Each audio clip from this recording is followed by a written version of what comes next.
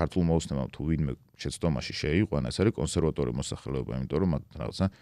ყველაზე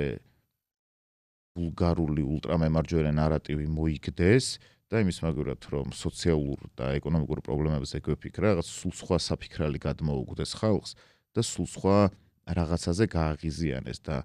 ეს პროპაგანდა მშიერ კუჭს დიდხანს ვერ გააძღობს და ვერც სიზღით ვერ გამოყვება ადამიანებს რა მართლა ნამდვილად მჯერა რომ მოვა ეგ დღე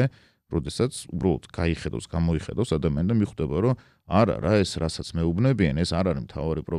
პრობლემაა ისევ ის რომ მაღაზიაში მივდივარ და გუშინ რასაც ვყიდულობდი 10 ლარად დღეს მაგის ნახევარი მომდის შეიძლება ვიღაც ვერ ხედავდეს კორელაციას გაძვირებულ ფასად და ქართულ ოცნებას შორის და შეიძლება ვერ ხედავდეს დღეს და როგორც კი ამისკენ მისი მზერა მიიმართება აუცილებლად დაინახოს ამას და აუცილებლად იპოვის დამნაშავე ვინ არის ამ ყველაფერში რომ ეს უნებრივად ვერ იქნება რუსთაველზე შეკრებილი ხალხი ან ის ხალხი ვინც